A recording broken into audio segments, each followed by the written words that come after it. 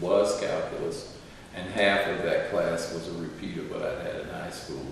And I want to say that was the easiest A I ever got. Fine.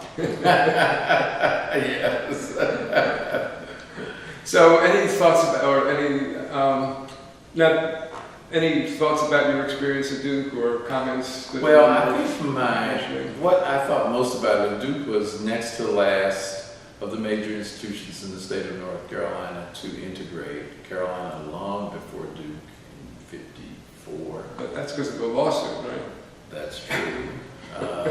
A lawsuit instituted by Floyd McKissick to integrate the graduate school, and that was 1951, subsequently leading to the integration of the undergraduate school. NC State integrated earlier.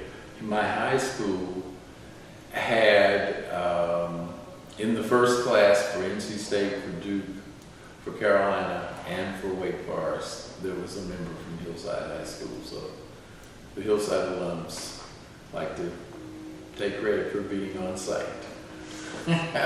They also, the 1926 graduate, valedictorian of Hillside High, was Anna Pauli Murray, the Episcopal saint. She's been sainted posthumously. She grew up in St. Titus Episcopal Church in Durham, North Carolina, southeast Durham, where the black community resided.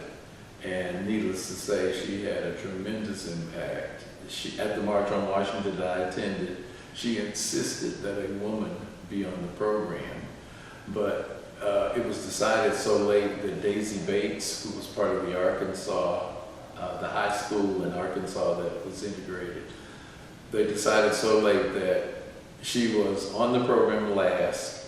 No, she appeared last on the program, but they made the decision so late she was not in the printed copy. And unfortunately, they made the decision to allow her to speak 8 minutes when most speakers spoke 15. However, Anna Pauli Murray also went to National Organization of Women, and her deal was to elevate women of color in now. And so she had a tremendous legacy. Well, we can't talk too much about Pauli Yes. Murray now, because Yes. she will take multiple Oh yeah, opportunities. I guess the only thing I would say is she applied to Columbia before they accepted women of any color. She tried to integrate Carolina in 1938. Basically, she was there taking care of her aunt who had raised her, and said, I think I need something else to do. She already had an undergraduate degree from Barnard and a law degree from Howard, and was a tad bored, so she tried to integrate UNC. So that's what Hillsiders are all about. She was a remarkable person. Wow. A saint, as you said. Yes. So, anything from Duke beyond that that you want to mention, or? Well, I think that clearly, I didn't mention earlier, but I was a math major since the 4th grade. Catherine Pratt told me that you seem to have facility with mathematics, and that always stuck in my head, and it had the effect of having me focus on what I needed. So at high school, I took as much math as I could take, and in college, I was a math major. But I must say how important it is to have teachers who are closely enoughly aligned with you to really give you good direction. And that's what Catherine Pratt did for me. And that grade was 4th grade? 4th grade at Veranda Elementary. Great. Yeah, she also was a member of White Rock Baptist Church, so she could keep watching me when I was moving along. So you graduated from Duke in 1967. Yes, and then I went to the University of North Carolina in the Mathematical Statistics Department. Who encouraged you to go there? Just out of curiosity. Actually, it was sort of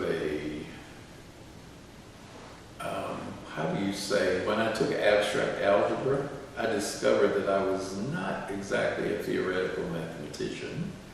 That was not one of my better courses, and it caused me to look at other places where I could apply math and perhaps do a bit better than I did in Dr. Warner's course. And so I took statistics in college and did quite well, and I was kind of oriented to look for graduate schools in statistics, and not knowing that UNC had a great department just 10 miles from where I grew up. So did you pick UNC just because of the in-state tuition, or? No, I applied to several schools. I got support and picked it. Doing a little research about the nature of the department, and so I knew kind of what I was getting into, and it turned out to be a valuable experience that reshaped, that shaped much of what I was to do. I took my first courses in the School of Public Health there. During that time, I did take 1 or 2 courses in public health, and that was my exposure. And then when I lost my draft deferment, my chair showed me the way to apply to as a commissioned officer in the Public Health Service, and I was accepted. There was a freeze on, fiscal year was June 30th. I was hired June 29, 1969, one day short of the freeze when the position would have been lost. And to say it laughingly, I showed up black in Bethesda, Maryland, at the Epidemiology and Biometry Research Program of the Child Health Institute. And they didn't realize you were black, is that? No, I was interviewed over the phone, Duke Math, UNC, doctoral program in Math Stat. And when Unlikely in most views. When they saw you were black, what was the response or the reaction? Agnes Sweeney, the executive assistant to Samuel Greenhouse, the division chief's jaw dropped to the table. And she couldn't hide the fact that she was surprised. Now, had you already been through your physical exam for the Commissioned Corps at that point? I had done a preliminary exam. I don't remember it well, but my formal exam was done at Bethesda Naval Hospital. After And was right across the street from NIH in Bethesda. Mm-hmm. Yes. Let me drop back to UNC just for a minute. Yeah. So do you remember which courses you took at the School of Public Health? I'm pretty sure I took biostatistics, and I don't remember what the other one was. Did you take epidemiology? I likely took epidemiology as well. From John Castle, maybe? I think that is correct. That's interesting, because I hadn't remembered that name until you just said it. Well, he was teaching the main introductory course in epidemiology. Do you remember who the biostatistics faculty member was? I don't. Wouldn't be Bernie Greenberg, would it? Bernard Greenberg? It might have been. I remember Dr. Greenberg, but I think I remember more that he became chair after that. Yeah, well, he was chair of biostatistics then, I think. Oh, he was chair of biostat then? In the late. Oh, before what he became the dean. After that. That's what I remember, yes. But I'm not sure if he was teaching the introductory biostatistics course then. Yeah, and I don't quite Okay, that was just, you had some, at least to us, famous co-student or fellow students when you were at UNC Math Stat. Yes, in fact, my TA or research assistant was David Kleinbaum. He was your TA, Yeah, and David and Larry Cooper was there. Gary Cook was there. Oh, was he there also? Gary Cook was also there, more advanced.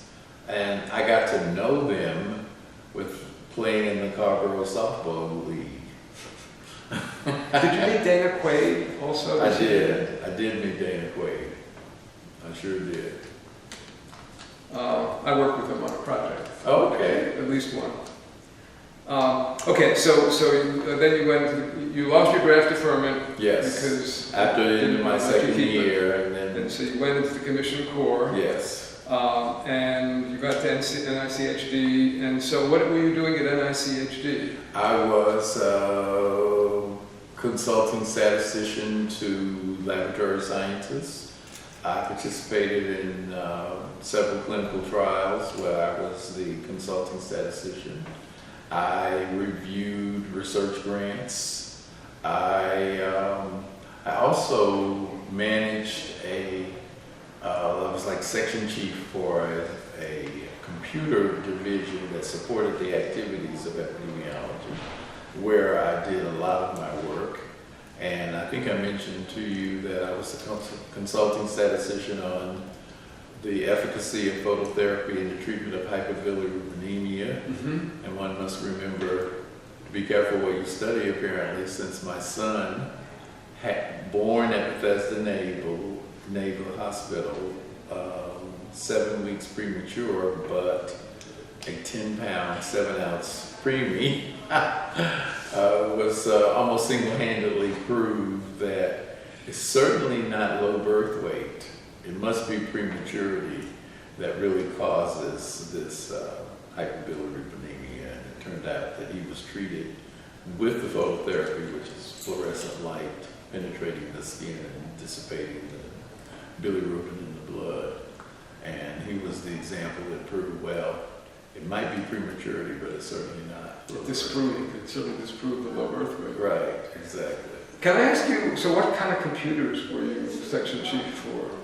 Well, I just had a section of college students who were studying computer science, who provided support to the epidemiology section. And what kind of computers did you all have then? Do you remember? Mainframes. Of course. Like the 1401s or 77? And I don't remember the numbers, but they were mega computers. Well, mega in the sense of large. Then, yeah. Right, whether the capacity was large as But I guess there would be 360s in that era. There were 360s. Okay. That rings a bell. Did you ever? You must have used the UNC Computation Center. Absolutely. And that was 360s. And 360s. yes. And you used that was my first experience. And top Triangle University's Computation Center. Yes, and 370. And the SAS Institute was. I don't know if they were Just already beginning. established, but I remember that we used at SAS. I think 1968 was the first SAS. I think. Mm-hmm. And I remember using SAS, so and used it subsequently. So you go back to the beginning of SAS then? Because I think that's when it was I created. go back to when Cary only had 30,000 people. Okay, sorry to decide, but I got my start in computers.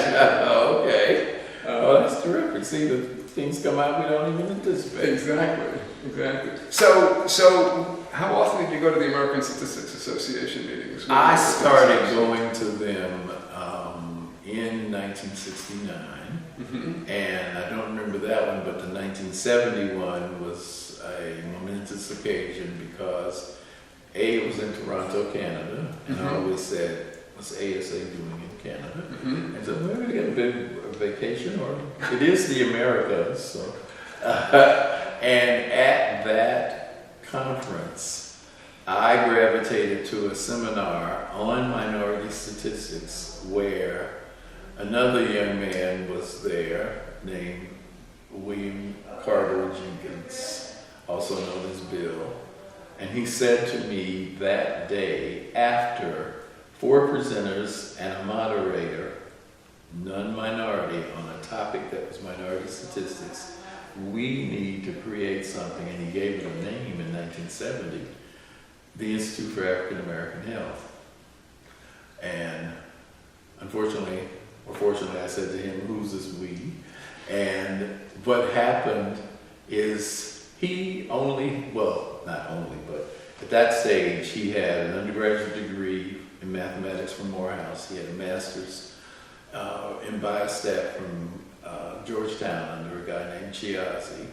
He was in the commission. Leonard Chiazzi, I think it is. Yes, he was in the Commission Corps at the National Center for Health Statistics. And I only found out recently that during his tenure at the National Center for Health Statistics, he was one of the people who brought to the attention the Tuskegee syphilis study and brought enough attention to eventually get that study ended, only to years later be at CDC managing the follow-on study for the families. That wasn't an accident, by the way. He really worked to get that job in CDC. He knew about it and he wanted to get it when the person who was doing it retired.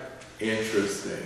I didn't know that either. All I knew was that he got there, and I knew a bit about it, about his efforts there. But the fact that he had the determination in 1970 to get another degree, an MPH in biostat, to get a doctorate in epidemiology, to do a postdoc. He liked school. Yeah. He would say that. He liked Do school. a postdoc at Harvard, and then go to CDC and start a summer program where he would have interns in the summer working with epidemiologists and biostatisticians, and later got the director of CDC to put together the resources to support a cooperative agreement to fund, not the Institute for African American Health, but the Public Health Sciences Institute